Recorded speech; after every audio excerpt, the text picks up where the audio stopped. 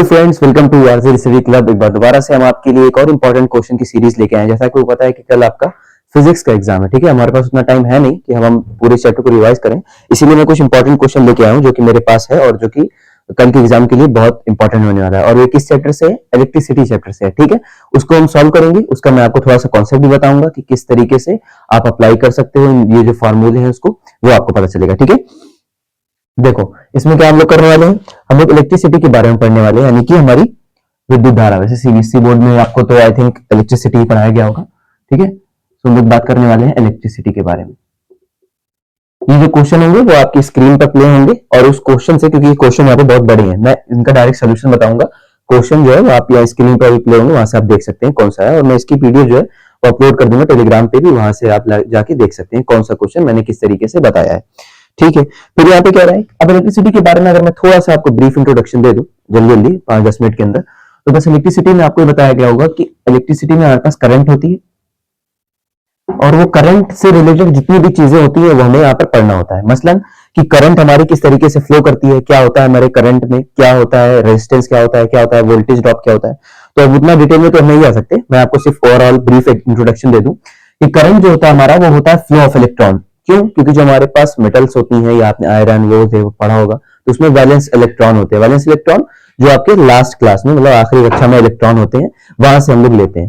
तो अब ये जो फ्लो मतलब वैलेंस इलेक्ट्रॉन होते हैं, ये फ्लो करते हैं, और इसी इलेक्ट्रॉन के फ्लो से हमारे पास क्या बनती है, इलेक्ट्रिसिटी। जैसे कि ये अगर इलेक्ट्रॉन है ये इस डायरेक्शन में मूव कर रहे हैं, तो हमारी करंट इस डायरेक्शन में, इसके अपोजिट डायरेक्शन में मूव करती है। इसका जो इंपॉर्टेंट फार्मूला है जो आपको करंट का ध्यान में रखना है, वो कौन सा है? वो है आपका करंट। करंट होती क्या है?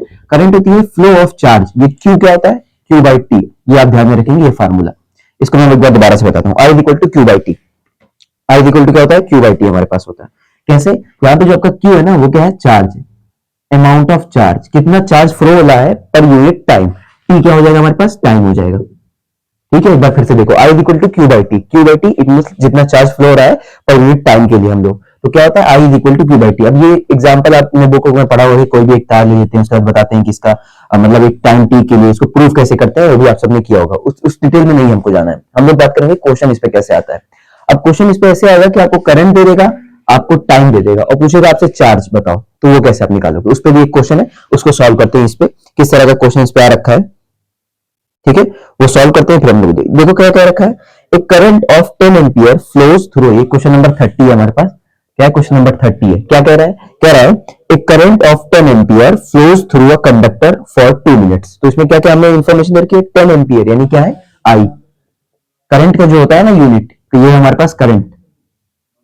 करंट का यूनिट क्या होता है, उसको कैसे मेजर करते हैं? करंट को मेजर करते हैं एम्पियर में, एम्पियर में, ठीक है। एम्पियर या फिर ए भी बोलते हैं। टाइम तो आपको पता है मेनली सेकंड में, एंड चार्ज होता है वो कूलॉम में, सी से डिनोट करते हैं, ठीक है। अब यहाँ पर आई, आई इक्वल टू क्या होगा? आई इक्वल टू में दे रखा है 10 एम्पियर। कितना दे रखा है? 10 एम्पियर। फिर टाइम, टाइम कितना दे रखा है? टाइम दे रखा है हम लोग को 2 मिनट। अब हम लोग को इसको सेकंड में कन्वर्ट करना है, तो 1 मिनट में कितना होता है? 60 सेकंड। 2 मिनट कितना हो जाएगा? 120 सेकंड, ठीक है। अब आगे देखो, कह रहा है कि calculate the amount of charge passing through the conductor. तो अमाउंट ऑफ चार्ज निकालना है, तो अमाउंट ऑफ चार्ज यानी कि क्यू की बात कर रहा है। अब हमें मुझे आई और टी दे रखा है, तो क्यू निकाल सकता हूं कि नहीं? बिल्कुल। तो ये फार्मूला आप नोट करिए, इस पे भी क्वेश्चन आ रखा है। I is equal to Q by T, तो मैं यहां से I is equal to Q by T से मुझे निकालना है क्यू। तो अब क्यू के लिए मेरा फार्मूला कैसे बन जाएगा? क्यू के लिए मेरा फार्मूला बन जाएगा Q is equal to I into T. I क्या है? आई हमारे पास 10, और टी हमारे पास कितना है? टी हमारे पास 2 मिनट। 2 मिनट यानी 120 सेकंड। तो चार्ज कितना हो जाएगा? चार्ज हो जाएगा 12 एकम 12 वन 12 एंड 200 कूलम्स। कितना हो जाएगा? 200 कूलम्स। ये आ जाएगा हमारे पास आंसर, ठीक है। मूव ऑन करते हैं अगले उस पर। अब क्या करें, हाँ इसमें दूसरा पार्ट दे रखा है। दूसरे पार्ट के लिए मैं बता दूं कि I equal to Q by T होता है। एक फार्मूला और आप नोट करो, क्या ये होता है? Q is equal to N e. ये भी आपने पढ़ा होगा शुरुआत में अपने चैप्टर की। Q equal to N. ये क्या होता है? यहाँ पे जो होता है ये हमें बताता है कि जब भी हमारा कोई भी मतलब कि अगर कंडक्टर ले लूं, तो वो किस तरह से इलेक्ट्रॉन को देगा या लेगा। इट मींस जब भी हमारे पास इलेक्ट्रॉन्स को मतलब कि अगर मैं बताऊं आपको इलेक्ट्रॉन्स देना या लेना है, वोल्टेज ड्रॉप होना है अक्रॉस द रेजिस्टर या अक्रॉस द वोल्टेज, तो आपको उसमें क्या करना पड़ता है? उसमें हमें लेना पड़ता है इलेक्ट्रॉन। और इलेक्ट्रॉन जब भी होगा तो वो कौन से अमाउंट में होगा? वो इंटीजर में होगा। इंटीजर मतलब इलेक्ट्रॉन 1 जाएगा, 2 जाएगा, 3 जाएगा, 4। ऐसा नहीं कि 1.5 1.25 नहीं जाएगा, 1/3 इलेक्ट्रॉन नहीं जाएगा, हाफ इलेक्ट्रॉन नहीं जाएगा, हमेशा पूरा इलेक्ट्रॉन जाएगा, मतलब इंटीजर फॉर्म में जाएगा। 1 इलेक्ट्रॉन, 2 इलेक्ट्रॉन। तो इस वजह से यहाँ पे जो n है, n क्या होता है, n होता है हमारे पास integer, number of electron, number of electron होते हैं ये, और किसमें होते हैं, इंटीजर में। अब इंटीजर कौन से नंबर्स होते हैं, इंटीजर वो number n is equal to 1 2 3 4, और ये माइनस में भी हो सकता है, इंटीजर होते हैं माइनस में भी, माइनस मतलब कि वो जब अट्रैक्ट करने वाला होगा, हमारे पास नेगेटिव और पॉजिटिव दोनों चार्ज होते हैं, इतना आपको पता होगा। अब Q equal to N E जो है यहाँ पर हमारा फिक्स है, ई की वैल्यू होती है हमारे पास, ये ई क्या है, चार्ज ऑफ इलेक्ट्रॉन, कितना होता है 1.6 इंटू 10 की पावर -19 कूलम, ये होता है हमारे पास चार्ज ऑफ इलेक्ट्रॉन। क्यू क्या होता है, क्यू वही वाला, यहाँ पे जो हमारा चार्ज है, ये क्या है हमारे पास, चार्ज, हमारे पास क्या है, चार्ज। ठीक है, तो यहाँ पे जब हमसे कहेगा नंबर ऑफ इलेक्ट्रॉन, तो इस तरीके से निकाल सकते हो, ये ई हमेशा फिक्स रहेगा, ये क्यू हमारे पास चार्ज होता है। अब इससे और इसके रिलेशन से ये दोनों फार्मूले से एक और फार्मूला हमारा बन जाता है, कैसे, अगर मैं क्यू की जगह आई इंटू टी रख दूं, क्यू की जगह क्या लिख दूं, I into T is equal to N into E, क्या है, दिस इज ई, तो हमारे पास क्या बन जाएगा, I into T equal to N into ई।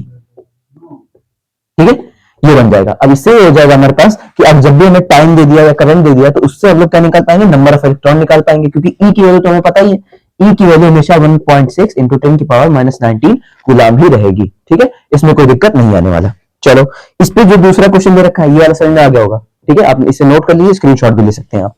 अब हम लोग आगे बढ़ते हैं, दूसरा क्वेश्चन हमसे ये कह रहा है, इसी में इस फार्मूले पे, ठीक है, इस फार्मूले पे देखते हैं हमें क्या कह रहा है। इस फार्मूले पे कह रहा है कि if the charge of an electron is 1.6 into 10 की power -19 coulomb, then calculate the total number of electron flowing through the conductor. हमें क्या निकालना है, total number of electron, N की वैल्यू निकालनी है, और इसमें क्या रखा है, if the charge of an electron is 1.6, तो हमें क्या करना होगा, Q is equal to N, ये लगाना होगा। इसमें हमें दे रखा है, हमें एन निकालना है, क्या निकालना है, number of charge of an electron, तो चार्ज ऑफ एन इलेक्ट्रॉन, ये चार्ज नहीं, ये क्या होता है हमारे पास, नंबर ऑफ इलेक्ट्रॉन होते हैं, तो ये नंबर ऑफ इलेक्ट्रॉन है, कितना रखा है, if the charge of an electron is, charge हमें दे रखा है, ये हमें दे रखा है, कितना दे रखा है, 1.6 इंटू 10 की पावर -19, ई की भी वैल्यू हमें दे रखी है 1.6 इंटू 10 की पावर -19 कूलम। फिर हमसे ये कह रहा है कि अब ये बताओ कि then calculate the total number of electron, N की वैल्यू बतानी है, तो कैसे बताओगे, इसमें से एन की वैल्यू आप सिंपल कर सकते हो, एन की वैल्यू आप करोगे क्या हो जाएगा, क्यू बाई ई हो जाएगा, ये जो Q था E यहां चला जाएगा डिवाइड में, तो N की वैल्यू क्या हो जाएगी, Q बाई E, तो यहां से Q की वैल्यू कितनी है, 1.6 इंटू 10 की power -19 coulomb, divide by E की वैल्यू भी हमें पता होती है, E क्या है, चार्ज ऑफ इलेक्ट्रॉन, 1.6 इंटू 10 की पावर -19 कूलम, तो यहां से ये कैंसिल हो जाएगा, N की वैल्यू कितनी आ जाएगी, 1 आ जाएगी। इट मींस एक इलेक्ट्रॉन के लिए हमारे पास चार्ज क्या होगा, 1.6 इंटू 10 की पावर -19 कूलम होगा। ठीक है, ये आपको पता होना चाहिए कि जब भी हमसे ऐसे पूछे, क्या कह रहा है इस क्वेश्चन में, सिंपल कह रहा था कि नंबर ऑफ इलेक्ट्रॉन बताओ, जो हमें चार्ज और क्या दे रखा है, सिर्फ चार्ज दे रखा है। अब चार्ज दे रखा है तो आपको पता है, इसमें दूसरी चीज जो है ना, यहाँ पर ई हमें हमेशा पता रहेगी, कभी देगा क्वेश्चन में कभी नहीं देगा, ई हमेशा पता रहेगी, कितनी होती है 1.6 इंटू 10 की पावर -19 कूलम। ठीक है, अब ये पहला पोर्शन हमारा खत्म हो गया, इसका ये जो है पहला पार्ट वो खत्म हो गया। दूसरे पार्ट में क्या होगा हमारे पास, देखो दूसरे पार्ट से जो क्वेश्चन आएंगे फटाफट करते हैं। अब दूसरे पार्ट में आएगा हमारे पास रेजिस्टेंस। रेजिस्टेंस क्या होता है, अब जैसे कि रेजिस्टेंस को आपको समझाने के लिए बताया गया होगा कि जो हमारे पास फ्लो को, जो ये करंट है, जो चार्ज है, इसके फ्लो को जो रोकता है वही हमारा रेजिस्टेंस होता है, क्योंकि रेजिस्ट का मतलब ही होता है कि रेजिस्ट करना, रोकना किसी चीज को। तो आप ये समझ सकते हो कि जब भी हमारा इलेक्ट्रॉन जो है ना, कोई भी इलेक्ट्रॉन जो है वो फ्लो करेगा, ये हमारे पास सारा इलेक्ट्रॉन फ्लो करेगा, तो जो बीच में रेसिस्ट लगा है, रेसिस्ट मतलब जो रोके उस इलेक्ट्रॉन को, बाधा डाले बीच में, रुकावट डाले उसको फ्लो होने में, वो क्या होता है हमारे पास, वो होते हैं हमारे पास रेजिस्टेंस होते हैं। अब रेजिस्टेंस निकालते कहेंगे, रेजिस्टेंस ये क्या होता है हमारे पास, आर, इसे रेजिस्टेंस बोला जाता है, और इसको मेजर किस किया जाता है, इट मींस इसकी क्या यूनिट होगी, इसको ओम बोलते हैं, इसको किसे, ओम से बोलते हैं। अब इसी इसमें आता है हमारे पास एक लॉ, किसका, ओम्स का law, one of the most important law, क्या हो जाएगा, ओम्स लॉ। ओम्स लॉ ये तो आपको पता ही होगा, इसकी आप डेफिनेशन अपनी बुक से देख सकते हैं, किस तरह से उसमें लैंग्वेज वाइज दिया गया है। मैं आप उसका फिजिकल इंटरप्रिटेशन के साथ ये बताऊंगा कि उसका फार्मूला क्या होता है। इट मींस ओम्स लॉ ये होता है V is equal to I R. ये आया कैसे, ये आया ऐसे कि ओम्स लॉ साहब का कहना था कि हमारा जो करंट है, मतलब V और I, उसके बीच का ग्राफ जो होगा वो क्या होगा, एक स्ट्रेट लाइन होगा। इसका क्या मतलब है, इसका मतलब ये है कि जब भी आप, जैसे V हमारा 1 है तो I भी 1 होगा। V क्या है, V यहां पर है पोटेंशियल डिफरेंस, पोटेंशियल, इसे पोटेंशियल डिफरेंस भी बोलते हैं, पोटेंशियल भी बोलते हैं, क्या हमारे पास पोटेंशियल डिफरेंस। तो यहाँ पर जो V है ना, जैसे V को 1 वोल्ट किया, V को किस में मेजर करते हैं, वोल्ट में मेजर करते हैं। V को 1 किया तो जो हमारा I है यानी करंट, वो भी कितना हो जाएगा, 1। अगर V को 2 किया तो I भी 2, अगर V को 3 किया तो I भी 3। इस तरीके से हो जाएगा कि V को जैसे जैसे बढ़ाते रहेंगे वैसे वैसे क्या हो जाएगा, आई बढ़ता चला जाएगा। ठीक है, यहाँ पर आर क्या है, आर तो हमारे पास कांस्टेंट आता है, कांस्टेंट। ये कैसे आया, ये देखो, इसको ऐसे पहले लिखना होगा तुम्हें कि by the Ohm's law v proportional to the I, v proportional to the I हो जाएगा। तो अब जब ये प्रोपोर्शनलिटी का साइन हटता है तो एक कांस्टेंट आता है, और उसी कांस्टेंट को हम लोग क्या बोलते हैं, रेजिस्टेंस बोलते हैं, आर बोलते हैं। तो v equal to I R, और इनके बीच जब भी ग्राफ का है तो कैसा रहेगा, स्ट्रेट लाइन रहेगा। स्ट्रेट लाइन का मतलब ये है कि ये यहाँ पे हमारा होगा v, यहाँ पे होगा हमारा v, यहाँ पे होगा हमारा i। जब भी हम क्या करेंगे अपना मतलब कि बढ़ाएंगे, v को बढ़ाएंगे तो i भी बढ़ता चला जाएगा, इस तरीके से बढ़ता चलेगा। इसकी जो वैल्यू उसकी वैल्यू प्रोपोर्शनल होती है एक दूसरे के। ठीक है, तो v equal to I R पे भी हमें भर भर के क्वेश्चन मिलते हैं। जब भी हमसे कहेगा कि v यानी कि पोटेंशियल दे रखा है तो उसे करंट निकालो या रेजिस्टेंस निकालो, उसी से रिलेटेड हम लोग हमेशा निकाल सकते हैं। ठीक है, इस पे भी एक क्वेश्चन दे रखा है, उसको सॉल्व कर लेते हैं। ठीक है, इसमें हमें दे रखा है कि what will be the potential difference across the same resistance इस, अगर हमें R की वैल्यू 8 ओम दे रखी है और V की वैल्यू हमें दे रखी है 2 वोल्ट, तो कह रहा है I बताओ। बताओ कैसे बता पाओगे, बता जाएगा, हो जाएगा, बिल्कुल हो जाएगा। कैसे हो जाएगा, ऐसे हो जाएगा अदनान भाई, ऐसे हो जाएगा ये कि I इक्वल टू कितना होता है, I इक्वल टू हमारे पास दो फार्मूला, एक है Q बाई टी। अब यहाँ पे ना चार्ज दे रखा है ना टाइम दे रखा है, तो ये वाला फार्मूला तो नहीं लगेगा। होता है ना कंफ्यूजन कि कौन सा फार्मूला लगाएं, उसके लिए एक चीज ध्यान रखो, क्या क्या दे रखा है। अगर ये चीज दे रखी है और ये वाला फार्मूला ना टाइम दे रखा है ना क्यू दे रखा है, तो ये तो लगेगा नहीं। फिर दूसरे पे आओ, v equal to I R, तो v equal to I R. अब यहाँ पे हमें v दे रखा है, r दे रखा है, i पूछा है, तो यहां से एक फार्मूला बना सकते हैं, बिल्कुल बना सकते हैं। कैसे, जब मैं i निकालने जाऊंगा तो क्या होगा, v बाई आर हो जाएगा, i equal to v by R. बस फटाक से क्या करो, v की r की वैल्यू रख दो, i की वैल्यू मिल जाएगी। तो करंट कितना हो जाएगा आपका, v की वैल्यू है 2 वोल्ट डिवाइड बाई r की वैल्यू कितनी है 8, तो यहाँ से i की वैल्यू कितनी आ जाएगी 1/4 यानी कि 0.25 कितना एम्पियर, ये आ जाएगी मेरे पास i की वैल्यू, यानी करंट की वैल्यू आ जाएगी। ठीक है, बस इतना ही करना होता है, इसमें कुछ ज्यादा टफ नहीं आता। आप बस आपको ये पता होना चाहिए कि v equal to I R होता है। इसमें आपको r कभी मिस कर देगा, कभी i मिस कर देगा, कभी एक मिस करके बाकी दो में आपको रिलेशन दे रखा है, वहां से अपने निकालना है। ये इंपॉर्टेंट इसलिए है, ये वाला क्यों इंपॉर्टेंट है, क्योंकि ये हर जगह कनेक्ट कर देता है। अभी मैं हम आगे पढ़ेंगे सीरीज कॉम्बिनेशन और पैरेलल कॉम्बिनेशन, उसमें भी क्या करता है कि ये इसको कनेक्ट कर देता है। कहता है कि अगर ये पोटेंशियल इतना है तो रेजिस्टेंस बताओ, और फिर रेजिस्टेंस वहां से निकालना रहता है, और ये इस तरीके से मिला जुला के क्वेश्चन देते हैं। ठीक है, आगे बढ़ते हैं। आप अगला पार्ट देखते हैं, तो ये हो गया हमारे पास ओम्स लॉ का पार्ट। अब अगला देखते हैं हम लोग कि अब जो हमारे पास रेजिस्टेंस है ना, उनका कॉम्बिनेशन किस तरीके से होता है। मैं पूरा चैप्टर नहीं पढ़ाने वाला हूं आपको, यहाँ पे हम लोग बस इंपॉर्टेंट ही पोर्शन देखने वाले हैं उसके, जो जिसका मेरे पास क्वेश्चन है, और उसी से रिलेटेड मैं आपको थोड़ा कॉन्सेप्ट बता रहा हूँ, और फिर बता रहा हूँ उनको क्वेश्चन में अप्लाई कैसे करना है। सिंपल सी बात है। अब बताओ, अब तीसरी चीज जो हमारे पास आती है वो आता है कॉम्बिनेशन। किसका आता है, कॉम्बिनेशन। कॉम्बिनेशन किसका, कॉम्बिनेशन रेजिस्टेंस का कॉम्बिनेशन। ठीक है, फिर हमारे पास दो होते हैं कॉम्बिनेशन, एक होता है सीरीज, एक होता है पैरेलल। इट मींस यहां पर हमारे पास आ जाएगा एक सीरीज और एक आ जाएगा हमारे पास, यहां पे देख लो पैरेलल। दोनों में फर्क क्या होता है, सिंपल सा फर्क होता है, आप सीरीज भी समझ जाओगे, पैरेलल भी समझ जाओगे। सीरीज में होता है कि जब हम कनेक्ट करते हैं अपनी बैटरी को रेजिस्टेंस से, लाइक दैट, ऐसे मैंने कनेक्ट किया, मेरे पास रेजिस्टेंस है, तो ये सीरीज में जुड़ेंगे। मतलब सीरीज का मतलब है एक लाइन से जुड़े होंगे। ठीक है, यहाँ पे मैंने बैटरी लगा दी, ये बैटरी का साइन होता है। ठीक है, ये बैटरी होती है, बैटरी का मतलब ये एक पॉजिटिव टर्मिनल होता है, एक नेगेटिव टर्मिनल होता है। और जब भी आपको पता होगा कि इलेक्ट्रॉन क्या होते हैं, नेगेटिव चार्ज होते हैं, तो इलेक्ट्रॉन कहां से फ्लो करेंगे, इलेक्ट्रॉन नेगेटिव की तरफ से दूर भागेंगे, क्योंकि हमें पता है कि जब हमारे पास सेम चार्ज होते हैं तो वो क्या करते हैं, रिपेल करते हैं, एक दूसरे को धक्का देते हैं। लेकिन अगर वो अपोजिट चार्ज हो तो एक दूसरे को अट्रैक्ट करेंगे। उस केस में क्या होगा, तो यहां से जब इलेक्ट्रॉन फ्लो करेगा, कहां से, नेगेटिव टू पॉजिटिव की तरफ जाएगा, क्योंकि वो पॉजिटिव से अट्रैक्ट करता है। तो लाइट जो हमारी फ्लो करेगी वो पॉजिटिव टू नेगेटिव जाएगी, ये ऐसे फ्लो होता है। ठीक है, ये हमारे पास साइकिल बनता है। मैं बात कर रहा था सीरीज की, तो यहाँ पे अगर मैं मान लू R1 है, यहाँ पे R2 है, यहाँ पे R3। अब हमसे कह दे, क्वेश्चन में कह दे कि आप ये बताइए कि इक्विवेलेंट रेजिस्टेंस क्या होगा। इक्विवेलेंट रेजिस्टेंस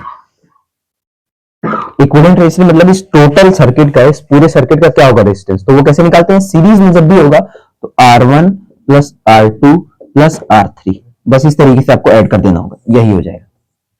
ठीक है, फिर दूसरी चीज आओ, अब अगर ये पैरेलल में आ जाए तो पैरेलल में क्या होता है, पैरेलल में होता है कि इस तरीके से हमारे पास,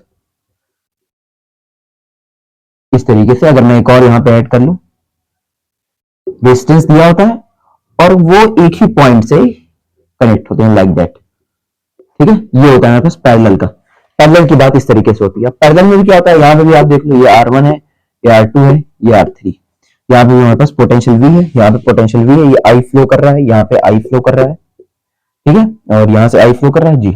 अब क्या होगा, अब इसका मैं इक्विवेलेंट रेजिस्टेंस लिखने को कहूँ, जैसे यहाँ पे कहा था तो सीरीज में है कि डायरेक्ट लाइन से जोड़ दो, उसमें कुछ सोचना नहीं है, 1 2 3 जितना भी रखा है सबको लाइन से जोड़ दो। यहाँ पे क्या है, यहाँ पे जो आप निकालोगे अपना आर इक्विवेलेंट, तो आर इक्विवेलेंट क्या होगा, 1 बाई, रेसिप्रोकल में आता है ये आर इक्विवेलेंट जो आएगा 1 बाई आर इक्विवेलेंट होता है। क्या होता है, 1 by R equivalent. 1 by R equivalent क्या हो जाएगा, 1 by R one plus 1 by R two plus 1 by R three. इस तरीके से होता है। क्या होता है, ये तीनों को आपको क्या करना होता है, 1 by R one 1 by reciprocal में सम करना होता है। ठीक है, उसके बाद क्या हो जाएगा, उसके बाद अगर मैं इससे कहूं कि आपको आर इक्विवेलेंट डायरेक्ट निकालना है तो आप इसको कैसे कर सकते हो, ये वाला जो आर इक्विवेलेंट बन जाएगा ना, आर इक्विवेलेंट, ये हम इसको रेसिप्रोकल करना होगा, जो भी हमारा आएगा R one plus R two plus R three, तो इसको आप R one R two R three divide by R one plus R two plus R three, इस तरीके से लिख सकते हैं।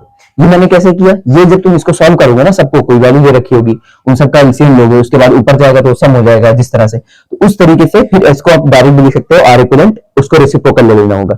ठीक है, ये वाला अगर पार्ट आप नहीं भी करना चाहो, ये शॉर्ट ट्रिक होती है तरीके से, अगर नहीं भी करना चाहो तो ये फॉर्मूला आपको पता होना चाहिए कि जब भी हमारे पास कहे कि जो हमारे पास रेजिस्टेंस है वो पैरेलल में अरेंज है, कॉम्बिनेशन कैसा है, पैरेलल कॉम्बिनेशन है, तो उसमें आपको 1 by R one 1 by R two 1 by R three.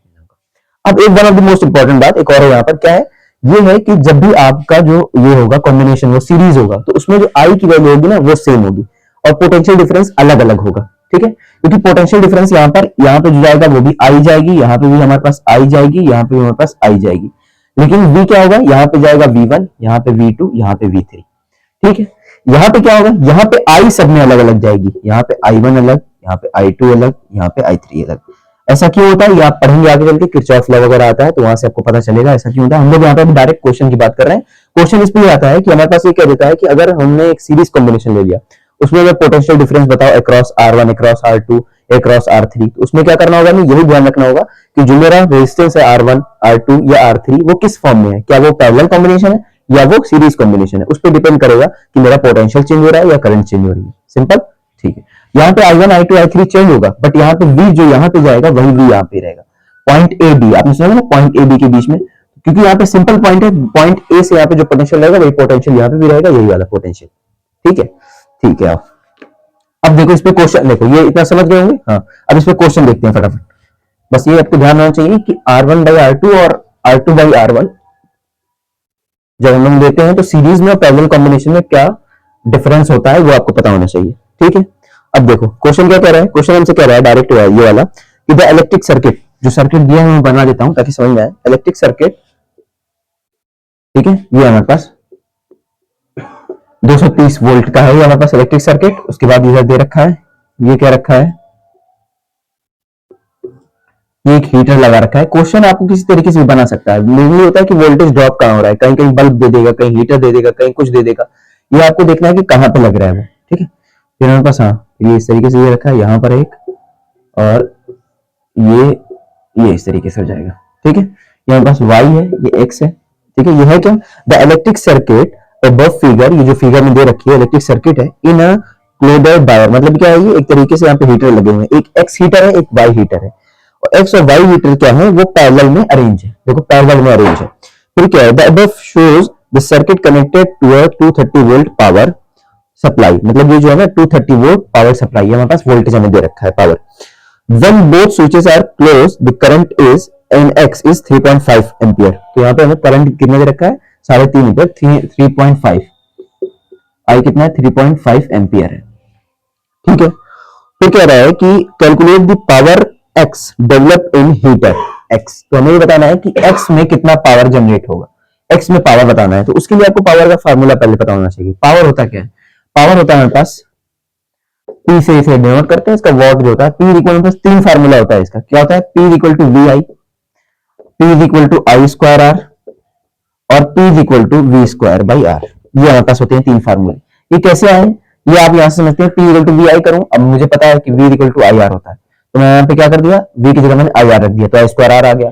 फिर यहाँ पर मैं R की जगह रख दूंगा V बाई आई, तो यहाँ से आ जाएगा V स्क्वायर बाई आर आ जाएगा। ठीक है, तीन फार्मूले होते हैं जो भी, ये डिपेंड करता है कि हमें कौन सा दे रखा है। अगर हमें वोल्टेज दे रखा है, सॉरी वोल्टेज और रेजिस्टेंस दे रखा है तो ये वाला लगाओगे, अगर करंट रेजिस्टेंस तो ये वाला, अगर वोल्टेज और करंट तो ये वाला, तीनों फार्मूला लगा सकते हो।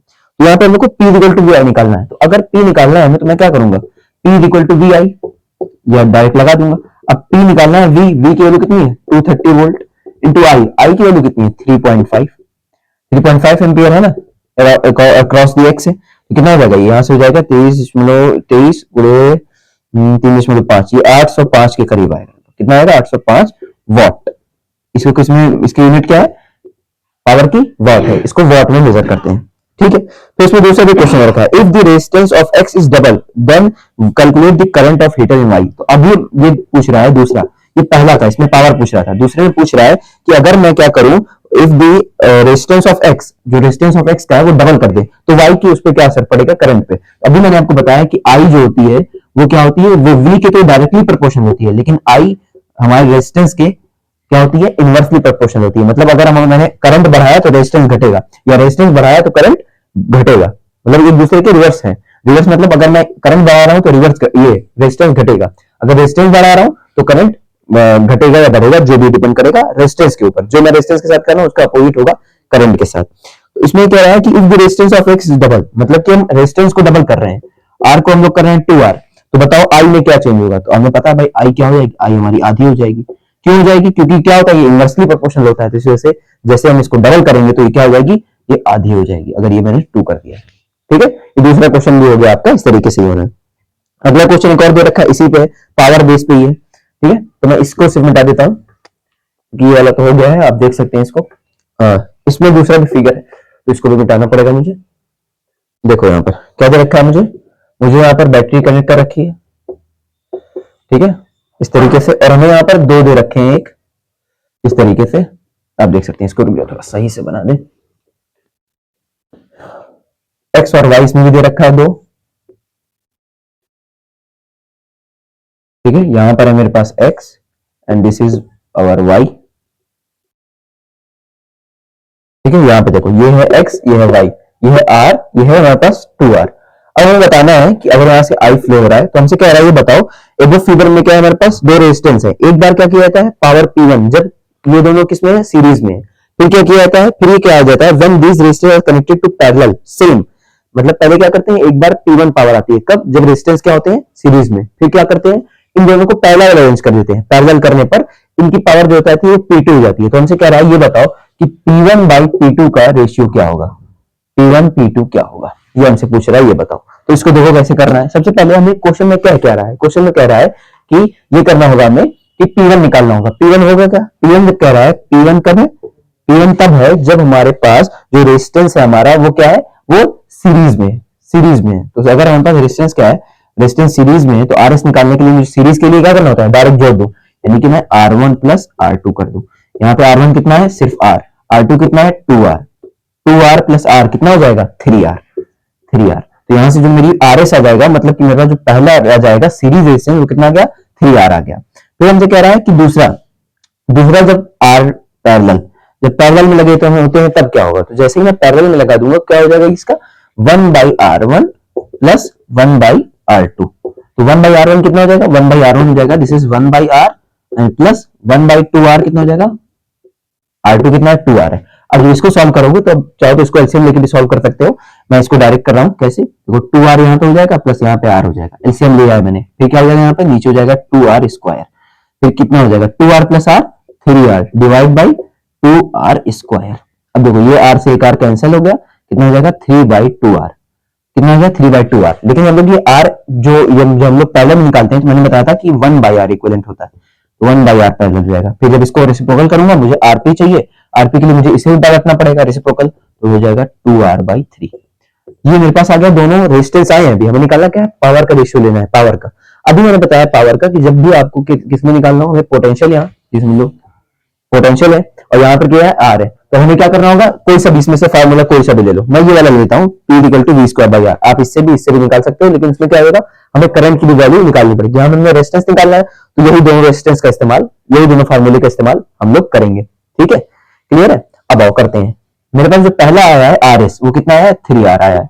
ये मेरे पास क्या है, ये हमारे पास जो रेजिस्टेंस है वो सीरीज में है, तो हमारे पास कितना आ रहा है रेजिस्टेंस इक्विवेलेंट 3R।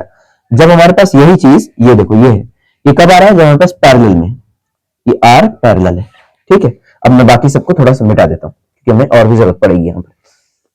फिर देखो अब मैं क्या करूंगा, पहले P1 निकालूंगा। P1 क्या कहता है हमारे पास, P1 कहता है हमारे पास जब हमारा रेजिस्टेंस क्या हो, सीरीज में हो। तो हमने P1 equal to V square, क्योंकि वी में तो कोई चीज नहीं है, तो this is V square, this is capital V square divide by R. R कितना है, 3R है, ठीक है। फिर P2 क्या कह रहा है, P2 है हमारे पास V square divide by R. R कितना है, 2R बाई 3। अब जब मैं इसको सॉल्व करूंगा तो कितना हो जाएगा, ये ऊपर चला जाएगा, 3V square divide by 2 of R। अब क्या निकालना क्या है मुझे, मुझसे सवाल में पूछ रहा है P1 बाई P2। P1 की वैल्यू रख दो, P1 की वैल्यू कितनी है भाई, V स्क्वायर बाई 3R बटे में 3V square by 2R, 3V square divide by 2R। अब होगा क्या यहाँ पर सिंपल होगा, A by B divide by C by D है, तो ये ऊपर चला जाएगा, ये बन जाएगा V square by 3R into में 2R ऊपर चला जाएगा, तो 2R divide by 3V square, कितना 3V स्क्वायर। अब देखो V स्क्वायर से V स्क्वायर कट गया, R से R कट गया, कितनी वैल्यू आ गई, 2 ऊपर बच गया, नीचे 3 3 जा 9। तो कितनी आ गई हमारे पास, P1 बाई P2 की वैल्यू आ गई हमारे पास 2/9। ये हमारे पास आंसर हो गया, ठीक है। इस तरह से वो क्वेश्चन बना सकता है। आपको बस ध्यान ये रखना है, जब भी मुझे क्वेश्चन दिया तो मैंने सबसे पहले दिमाग क्या लगाया, मैंने ये देखा कि कौन सा क्वेश्चन मैं बना सकता हूँ, इसमें क्या रहा है। तो मुझसे दो चीज कही थी, एक सीरीज के लिए, एक पैरेलल के लिए। तो मेरा सबसे पहले दिमाग गया कि सीरीज कॉम्बिनेशन में कैसे रेजिस्टेंस निकलता है। तो मैंने कहा भाई वो दोनों जोड़ दो, तो मैंने वही किया, यहाँ पर 3R आ गया मेरा। फिर उसने कहा पैरेलल के लिए भी, तो पैरेलल के लिए भी मैंने निकाला, मेरा ये आ गया भाई। अब फिर इसने कहा कि पावर, तो मैंने कहा पावर के लिए मेरे पास 3 फार्मूला है भाई, एक है VI, एक है V स्क्वायर बाई आर, एक है हमारे पास I स्क्वायर आर। अब इसमें करंट की तो बात की नहीं थी, पोटेंशियल क्योंकि यहाँ पे सेम रहेगा यहाँ पर, तो हम क्या करेंगे, आइडिया लगाया मैंने कहा भाई V स्क्वायर बाई आर निकाल सकते हैं। V स्क्वायर आर मैंने P1 के लिए, P2 दोनों पावर निकाल ली, दोनों का रेशियो ले लिया, आ गया मेरे पास आंसर। तो इस तरीके से आपको धीरे धीरे पार्ट में तोड़ लिया क्वेश्चन को, फिर अप्रोच किया, फटाक से आ जाएगा, ठीक है। अब आगे बढ़ते हैं हम लोग। अब अगला क्वेश्चन हम लोग करते हैं जो इसका लास्ट होगा, ठीक है। और ये जो मैंने बताया ना, इस पे आपको क्वेश्चन जरूर देखने को मिल जाएगा, इसमें कोई दो राय नहीं है। आपको इसी से ही क्वेश्चन बन सकता है, अगर इलेक्ट्रिसिटी में क्वेश्चन बनेगा तो। अब हमारे पास लास्ट आता है, last part of this chapter ये है कि अब आपका एक पूछा जाता है इसमें रेसिस्टिविटी क्या होती है, ठीक है। लास्ट पार्ट क्या होता है, रेसिस्टिविटी। चलो रेसिस्टिविटी पे क्वेश्चन कुछ कर लेते हैं, रेसिस्टिविटी होता क्या है उस पर देखते हैं। जैसे इसमें क्वेश्चन दे रखा है, state the relationship between the distance r of a wire and its to length वगैरह। तो इसमें आपको सिंपल आपको पता होना चाहिए कि जो रेजिस्टेंस है ना, उसी का स्पेशल केस होता है हमारे पास रेसिस्टिविटी होती है। रेसिस्टिविटी होती है कि हम किसको, हमारे पास तार है, इसको हमारे पास वायर है, इस तरीके से उसका यहाँ पर हमने ले लिया, ये हमारे पास क्रॉस सेक्शन एरिया होता है। क्रॉस सेक्शन एरिया मतलब वो तार कितना मोटा है। मैंने पतला तार लिया है, देखा होगा आपने, एक तार आता है, फिर एक तार जो गीजर वगैरह के लिए आता है वो मोटा होता है, या फिर इलेक्ट्रिसिटी वाला तार तो और भी मोटा होता है। तो उसमें जो होता है, ये एज होती है, वो उसकी मोटाई बताती है, क्रॉस सेक्शन एरिया। यहाँ जो इसकी लेंथ होगी, दिस इज L, ठीक है, RL। तो हमारे पास जो रो होता है ना, rho is equal to R equal to rho L by A. क्या होता है, R is equal to rho L by A, ठीक है। ये हमारे पास क्या होता है, हमारे पास होता है रेजिस्टेंस, ठीक है। अब इस रेजिस्टेंस के लिए हमें क्या पता होना चाहिए, जो हमसे कह रहा है रेजिस्टिविटी डिफाइन करो, तो रेजिस्टिविटी के लिए क्या हो जाएगा, ये पलट जाएगा, रो इज इक्वल टू हो जाएगा R A बाई L। क्या हो जाएगा, R A बाई L। इसमें क्या होता है, इसका मतलब ये कहता है हमारे पास कि जब भी हमारे पास क्या हो जाएगा, रेजिस्टेंस बढ़ जाएगा, कब, जब A हमारे पास घट जाएगा। A क्या हमारे पास एरिया होता है। इस तरीके से आप यहां जैसे क्वेश्चन में कह रखा है, state the relationship between R मतलब रेजिस्टेंस एंड रेजिस्टिविटी। तो उसके लिए आप कैसे करोगे, सबसे पहले आप क्या लिखोगे, ऐसे लिखोगे, एक तार बनाओगे आप, मतलब इस फिगर बनाओगे, फिर कहोगे हमारे पास लेंथ है, ये हमारे पास एरिया है। फिर आप क्या कहोगे, फिर आप ये कहोगे कि इस एरिया में मतलब इसमें करंट फ्लो हो रहा है। जब इसमें करंट फ्लो होगा तो इसमें रेजिस्टेंस होगा। फिर आप कहोगे कि we know the flow of electron due to potential difference होगा, ठीक है। इस तरीके से अब बाकी आप चाहो तो लैंग्वेज जो आपकी विद्या होगी आपके पास, जो आपके पास गाइड होगी, उससे भी आप ले सकते हो कि कौन सा हम अप्लाई करेंगे, वहां पर लैंग्वेज हम कैसे लिखेंगे। यहाँ पर मैं आपको बस आइडिया दे रहा हूँ कि हमको फार्मूला कैसे लगाना है, rho is equal to R A by L से, ठीक है। यहाँ पे ए क्या होता है हमारे पास, ए होता है हमारे पास एरिया, L होता है हमारे पास लेंथ, R होता है हमारे पास रेजिस्टेंस, रो हमारे पास क्या है, रेसिस्टिविटी। ये क्या है, ये है रेजिस्टेंस, ये है हमारे पास रेसिस्टिविटी। क्या है, रेसिस्टिविटी। बस इतना आपको ध्यान रखना होगा। हमारे पास रो क्या होती है, रेसिस्टिविटी होती है। अब इसका लगाते कैसे हम फार्मूला, इसमें हमारे पास सिंपल दे रखा हो। यहाँ पे जैसे ए क्या होता है, ए होता है हमारे पास मीटर स्क्वायर, एल क्या होगा हमारे पास, एल होगा हमारे पास लेंथ, आर क्या होता है, आर होता है हमारे पास ओम, ठीक है। तो रेसिस्टिविटी का क्या हो जाएगा हमारे पास, रेसिस्टिविटी का जो हो जाएगा हमारे पास, अब कभी कभी हमसे यूनिट पूछ लेता है तो यूनिट आप निकाल सकते हैं, ohm metre square divide by length. ठीक है, ये अगर आपसे यहाँ पर आर का तो आपको पता ही है, आर का ओम होता है हमारे पास। ठीक है, ये आता है हमारे पास। अब क्या कह रहा है यहाँ पर, sign the using the formula of define the resistivity of material. तो रेसिस्टिविटी ऑफ मटेरियल अलग अलग मटेरियल की अलग अलग होती है, क्योंकि किसी मटेरियल में एक ज्यादा होगा, किसी में कम होगा, किसी में लेंथ ज्यादा होगी, लेंथ कम होगा। तो आपको बस इतना ध्यान रखना होगा कि जो रो होता है हमारा वो डिपेंड करता है ए पर, जितना ज्यादा क्रॉस सेक्शन एरिया उतनी ज्यादा रेसिस्टिविटी। फिर जो रो होता है वो 1/L होता है, यानी कि जितनी ज्यादा हमारे पास होगी लेंथ उतना कम हमारे पास हो जाएगी रेसिस्टिविटी। ठीक है, ये दोनों इनवर्सली प्रोपोर्शनल होते हैं। इनवर्सली प्रोपोर्शनल का मतलब जब मैं एक को बढ़ा रहा हूं तो दूसरा वाला घट जाएगा, अगर मैंने दूसरे को बढ़ाया तो पहला वाला घट जाएगा। जैसे क्रॉस सेक्शन एरिया, ये एक दूसरे के अपोजिट होते हैं, डिपेंड करते हैं अपोजिटली, मतलब जब मैं एक को बढ़ाऊंगा तो दूसरा घट जाएगा। लेकिन ये क्या होते हैं, ये डायरेक्टली प्रोपोर्शनल होते हैं। डायरेक्टली प्रोपोर्शनल इट मींस जैसे जैसे मैं रो को बढ़ाऊंगा ए भी बढ़ता चला जाएगा, ए को घटाऊंगा तो रो भी घटता चला जाएगा। ठीक है, अब इसमें क्वेश्चन कैसे पूछा जाता है, क्वेश्चन देख लो। एक तो क्वेश्चन पे डायरेक्ट यही पूछा गया है कि ये फार्मूला बताओ। तो जब जो सब बातें मैंने की है ना, इस क्वेश्चन में यही करना था कि using the formula define the resistivity of material. तो आप ये रेसिस्टिविटी का बताएंगे कि ये डिफाइन करता है, फिर आप डायरेक्ट ये बताएंगे, प्रोपोर्शनलिटी का साइन हटाएंगे तो यहाँ पे आर आ जाएगी। तो डिफरेंट डिफरेंट यूनिट बता दो कि आर को इसमें ओम में मेजर किया जाता है, एल को लेंथ में, ए को मीटर स्क्वायर में। जिस तरीके से आपको क्वेश्चन में दे रखा रहेगा वहां पे आप अप्लाई कर देंगे। ठीक है, नाउ अब यहाँ पे देखो क्वेश्चन कैसे दे रखा है। क्वेश्चन एक इस पे भी कर लेते हैं ताकि डाउट वगैरह हो तो क्लियर हो जाए। ठीक है, इसमें दे रखा है हमें calculate the resistance of a material wire. चलो देखो यहाँ पे, ये मैं नहीं मिटा रहा हूं क्योंकि ये फार्मूला अपने पास। ठीक है, क्या रखा है क्वेश्चन में, क्वेश्चन में हमें दे रखा है कि calculate the resistance of a material, यानी निकालना क्या है हमें, आर निकालना है, रेजिस्टेंस निकालना है। ये पहले तुम्हें क्वेश्चन पढ़ते ही ध्यान में रहना चाहिए कि क्या पूछ रहा है और क्या दे रखा है, तो ही फिर समझ पाओगे, वरना फिर कंफ्यूजन पैदा होने लगेगी। इसमें करना क्या है, calculate the resistance of material of a wire of length 4 metre. L कितना है हमारे पास, एल है 4 मीटर। फिर क्या दे रखा है, and area of cross section. Area of cross section यानी ए की बात कर रहा है। अभी मैंने बताया this is area, area of cross section. Cross section का मतलब होता है जैसे कि ये समझ लीजिए मेरे पास एक मार्कर, क्रॉस सेक्शन मतलब इसको काट दिया, अब मैं काट दूंगा तो यहाँ पर एक एरिया बन जाएगा सर्कुलर, उसी को बोलते हैं क्रॉस सेक्शन एरिया। ठीक है, वो तार में होता है, तार वगैरह देखेंगे तो वहां से आप समझ जाएंगे। फिर क्रॉस सेक्शन एरिया मुझे दे रखा है 1.5 into 10⁻⁷ metre square. If the resistivity of material, यानी कि अब हमें रो भी दे रखा है, रो कितना दे रखा है, रो दे रखा है अपने को 2.6 into 10⁻⁵ ohm metre. This is ohm metre. ठीक है, कितना हो जाएगा, ओम मीटर हो जाएगा।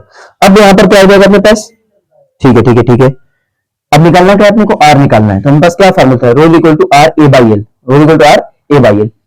ठीक है, यहाँ पर जो मैंने आपको बताया था, ये एल को किसमें, लेंथ क्या होती है भाई, लेंथ हमारे पास वही होती है, मतलब कि हमें मेजर करना है लेंथ को, तो कैसे मेजर करोगे भाई, मीटर फुट सेंटीमीटर। तो यहाँ पे आप मीटर में कर सकते हो इसको, कितने मीटर में, मीटर में इसको भी कर सकते हो। ठीक है, और यहाँ पे क्या आ जाएगी, ये हो जाएगी मेरे मीटर स्क्वायर। तो रो का जो यहाँ पे यूनिट आ जाएगी वो क्या हो जाएगी मेरे पास, ओम, ओम मीटर। कितनी हो जाएगी, ओम मीटर। कैसे हो जाएगी, क्योंकि यहाँ से मीटर मीटर को कैंसिल कर देगा जब निकालने जाओगे, तो रो इक्वल टू ओम मीटर हमारे पास सिर्फ आ जाएगी।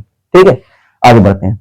अब आर निकालना है, बताओ आर का क्या फॉर्मूला है। यहाँ पे मैंने बताया R is equal to rho L by A, rho L by A, यही है हमारे पास। अब क्या हो जाएगा, R equal to rho L by A, फटाफट वैल्यू रख दो। R is equal to, R तो हमें यहाँ पे हमें क्या, आर ही निकालना है, तो रो की वैल्यू कितनी है, रो की वैल्यू है 2.6 इंटू 10⁻⁵। ठीक है, फिर क्या हो जाएगा यहाँ पे एल की वैल्यू, एल की वैल्यू कितनी करके 4 डिवाइड बाई ए, ए कितना है पास 1.5 इंटू 10⁻⁷ मीटर स्क्वायर। बस यही, इसको सॉल्व कर दो, यही है। इसमें बहुत कितना आसान था, डायरेक्ट आपको बस ये फार्मूला पता होना चाहिए, एक एक वैल्यू आपको दे रखी है, फटाक से निकाल दो, सॉल्व कर दो, आंसर आ जाएगा। अब इसको सॉल्व तो आप भी कर सकते हैं, चाहे तो थोड़ा सा हम भी कर सकते हैं। 26/15 हो जाएगा, 26/1.5, मैंने दोनों का पॉइंट हटा दिया है। ठीक है, इंटू, अब देखो यहाँ पे क्या होगा, जब पावर आ जाए ना तो इसमें क्या करो, जो नीचे रहता है उसको ऊपर ले जाया करो। कैसे, ऊपर वाली पावर तो मेरी 10⁻⁵ ही रहेगी, लेकिन आपको पता होगा कि जब कोई पावर नीचे हो उसको मैं ऊपर ले जाऊंगा ना, तो जो रेसिप्रोकल होता है वो पॉजिटिव हो जाता है। It means if it is 10⁻⁷, जब हम इसको ऊपर ले जाएंगे तो क्या हो जाएगा, 10 की पावर पॉजिटिव हो जाएगा, इंटू 10⁷ हो जाएगा। ठीक है, इंटू 4 हमारे पास ऊपर ही है। ठीक है, बस हमारे पास यही था। अब इसको सॉल्व कर दो, जैसे काटा पीटा जैसे भी करना चाहो। यहाँ पर 26/15 गुणे 4 ये आ जाएगा। अब 10 की पावर कितनी आ रही है, देखो 10⁻⁷ है या 10⁻⁵ है, तो बेस सेम है, बेस सेम होगा तो पावर क्या हो जाएंगी, ऐड हो जाएंगे। अब जब ऐड करने जाओगे तो 7 - 5 10 की पावर 2 आ जाएगा। तो यहां से जो भी आप सॉल्व करोगे वैल्यू आपकी आ जाएगी, और ये वैल्यू किस में आएगी, ये आ जाएगी ओम में आ जाएगी आपकी वैल्यू, यानी कि क्यों, क्योंकि हमारा रेजिस्टेंस किसका होता है, ओम के फॉर्म में होता है। तो यहां से आपको क्लियर हो जाएगा, ठीक है। तो आई थिंक मैंने बहुत सारा पोर्शन इसमें कवर कर लिया है, क्योंकि हमारे पास ज्यादा टाइम है नहीं है, मैंने पहले बताया था आपको। तो इसमें पूरे चैप्टर इसमें करवाया नहीं है, लेकिन वो जरूर करवा दिया मैंने जिससे क्वेश्चन आने के बहुत ज्यादा चांसेस होते हैं। आपको करना ये होगा कि कुछ क्वेश्चन जो मैं अपने टेलीग्राम चैनल पर डाल दूंगा, वहां से भी आप देख सकते हैं, उसको आप सॉल्व करिएगा, प्रैक्टिस कीजिएगा, खासकर फार्मूलों की, कि हमारे पास कब रेजिस्टेंस के लिए क्या होगा, कॉम्बिनेशन अगर सीरीज में हो या पैरेलल में हो तो उसको कैसे अप्लाई करते हैं, ठीक है। अगर ये कर लिया तो बहुत अच्छे से जाएगा पेपर, इतना कुछ टेंशन लेने की बात नहीं है। जो आपने पढ़ा है उसमें फोकस कीजिएगा, उसको रिवाइज कीजिए। अगर मैं बात करूं कि जो पहला चैप्टर है उसमें भी कुछ क्वेश्चन आते हैं, तो आप वो रिवाइज कर लीजिएगा, जैसे लाइट रिफ्लेक्शन रिफ्रैक्शन में कि कौन सी स्थिति हमारे पास कौन सी पोजीशन पे कब जाता है हमारे पास। जैसे कुछ पोजीशन होती है जब तुम पढ़ोगे कॉन्केव वाला, ठीक है, कॉन्केव मिरर वाला पढ़ोगे, तो कॉन्केव मिरर में एक ऐसी स्थिति, एक ऐसी पोजीशन हमारे पास होती है जो हमारे पास सारे जो हमारे पास वो बनते हैं, इमेजेस बनती है इस साइड, लेकिन एक इमेजेस यहाँ बनती है, वो वाली स्थिति कौन सी होगी, कब हमारे पास फोकस और उसके बीच में रखते हैं कौन से, उसको वो जरूर रिवाइज कर लेना, वहां से क्वेश्चन आ सकता है। और एक क्वेश्चन जो आ सकता है वो P = 1/f, ये हम पढ़ चुके हैं कई बार, मैंने बताता हूँ कि जो पावर होती है वो 1/f होती है, यानी कि फोकस दूरी कब होती है, जब f हमारी ना, जो हमारी फोकस दूरी है वो मीटर में दे रखी हो तब। लेकिन अगर P = 100/f कर देना है कब, तो f जो है हमारी फोकस दूरी वो किसमें दे रखी हो, सेंटीमीटर में दे रखी हो, ठीक है। तो ये सब एक बार रिवाइज कर लेना, वहां से आपका इजीली हो जाएगा, ठीक है। तो आई थिंक आज के लिए इतना काफी है, मिलते हैं अगली वीडियो में एक और अच्छे कॉन्सेप्ट के साथ।